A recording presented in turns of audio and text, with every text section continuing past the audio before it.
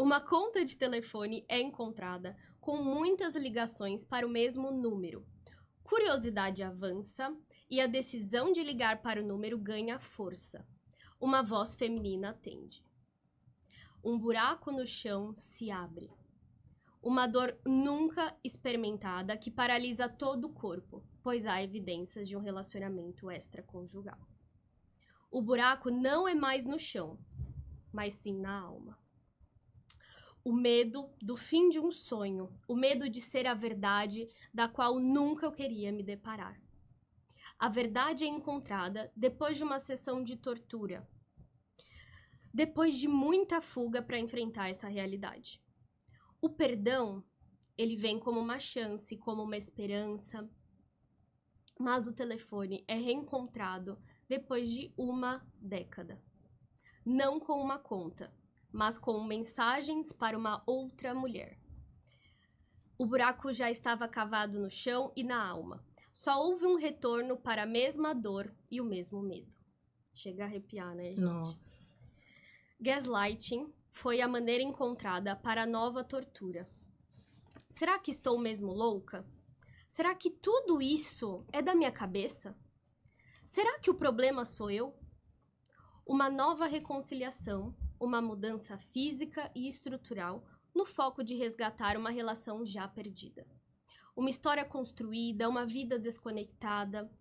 Não foi uma simples caminhada de segunda milha, foi uma jornada de muitas milhas para um outro país na mais pura tentativa de resgate.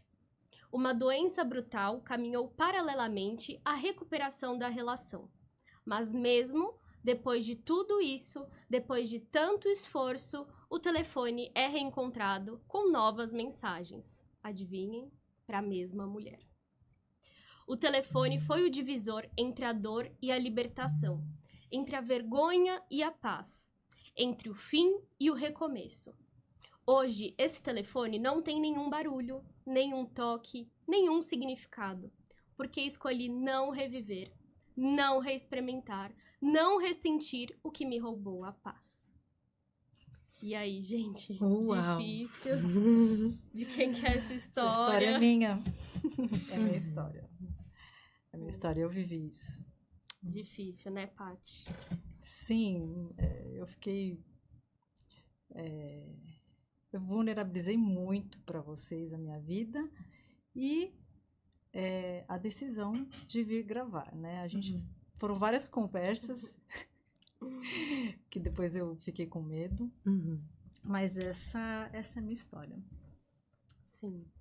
E, Paty, conta pra gente como foi pra você viver isso, como foi experimentar, assim, a gente conseguiu resumir um pouquinho aqui a história, né, através desse storytelling, mas conta pra gente, assim, como foi essa experiência pra você, como você lidou, consegue trazer algumas informações a mais, até pro público entender um pouquinho, sim. Assim, a linha do tempo.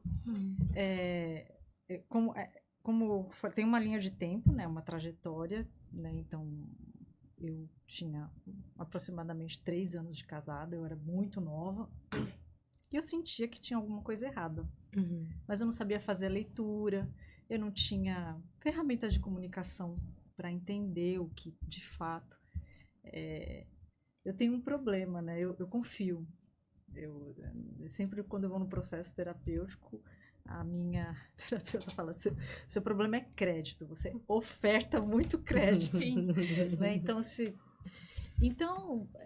assim, não passava que eu pudesse viver essa experiência, não passava na minha mente.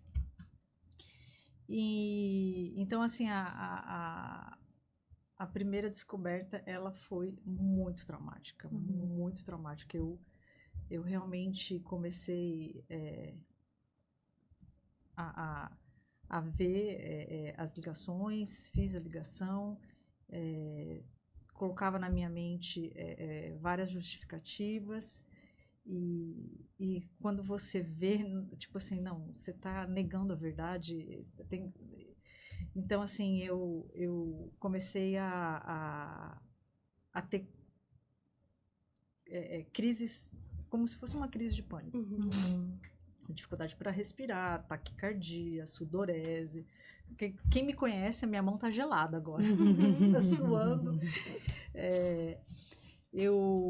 Esses são sintomas muito fortes quando eu tô num nível de ansiedade mas nesse momento eu fiquei muito confusa. Eu lembro que a confusão é como se alguém tivesse dado um tapa no seu ouvido, você não fica tão desnorteado que você começa a ficar confusa.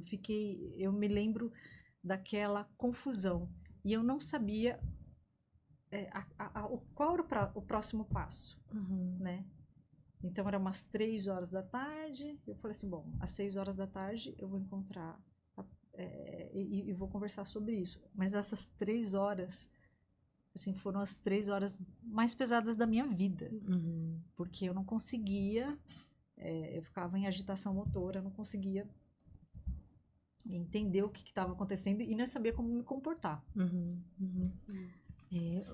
Acho que você falando, eu me lembro muito das fases do luto mesmo, né? Aquele primeiro momento do choque de você... E enquanto a Rai estava contando a história, eu estava visualizando, né? Vivenciando como se eu estivesse ali na cena, observando. E o que me vem, você pegando ali a conta telefônica, né? Olhando para aquilo e é o choque. É um choque do primeiro momento. E aí, de repente, de falar, não, é isso mesmo que eu tô vendo, não é possível, não acredito que é isso que eu tô vendo. E aí, né, aquele rápido processo de negação,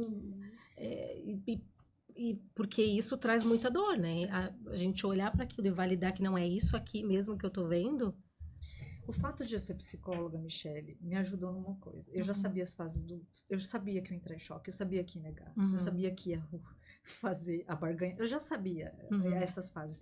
Mas a negação é uma fase que existe esperança que seja mentira. Principalmente nessa situação, né? Tipo, cara, não, isso não tá acontecendo. Por quê? Porque tem uma esperança que não seja verdade. Sim. E eu sou a pessoa que pego os gravetos de esperança e fico lá agarradinha. Sim. Então, assim, na negação, o que aconteceu? Como eu tinha... A psicologia me ajudou a ter uma consciência ampliada dos problemas, né? Então, eu peguei e falei, não, eu vou ter que conversar. Eu vou ter que entender. Né? E nisso numa briga interna ali, de repente, comigo, né?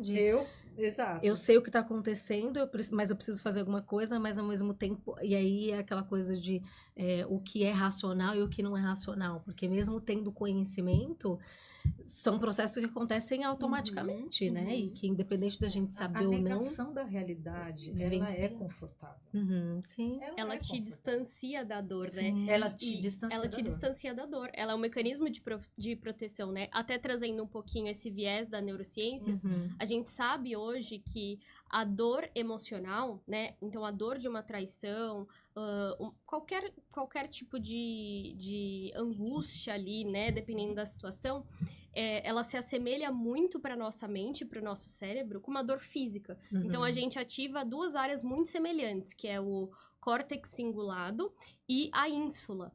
Então, são 2 áreas que justamente são ativadas em uma situação como essa, né? Muito, muito semelhante a uma dor física, real, concreta. Como se tivesse quebrado uma perna ali, né? Exatamente. Não só isso, mas eu vejo que as pessoas no consultório, né, e na vida, assim, falam, eu preferia estar com o meu braço quebrado, a minha perna quebrada, do que estar vivendo isso.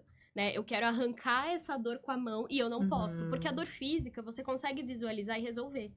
E a dor emocional não necessariamente, né? Não necessariamente. Às vezes leva um certo... da dor emocional é muito diferente. Muito. Ela vai e volta. Ela tem daqui a pouco você se distrai, exato. né? E aí até depois a gente pode comentar um pouco sobre isso, mas... É algo que grava na cabeça, né? Uma coisa que fica ali gravado na tua memória. Sim. E você vai levar um tempo da tua vida pra superar e pra trabalhar. Diferente de uma dor física, que às vezes 1 semana, 1 dia você resolve. Exato. Se você cair no chão, machucar o seu joelho, a dor ela tem um começo, meio e fim, né? Tem uma inflamação, tem ali uma lesão da sua pele, mas a partir do momento que você começa o tratamento, você não vai ficar brava com o chão, ou brava porque você se tropeçou, Uhum. entendeu? Então, acabou. Sim. O processo ali, o machucado, ele tem um processo muito simples Uhum. de ser resolvido. Sim. Metiolates, né? Se ainda existe Na isso. época que aquele Exato. metiolate... Na minha época ainda era aquele metiolate Que ardia. E que Ah, ardia. Mas aí ardia. você sabia assim, bom, vai arder, vai doer, mas vai tem melhorar. uma função de tempo. É, vai Agora, passar, né? você... a dor de uma infidelidade, ela tem um peso Uhum. que você não consegue mensurar.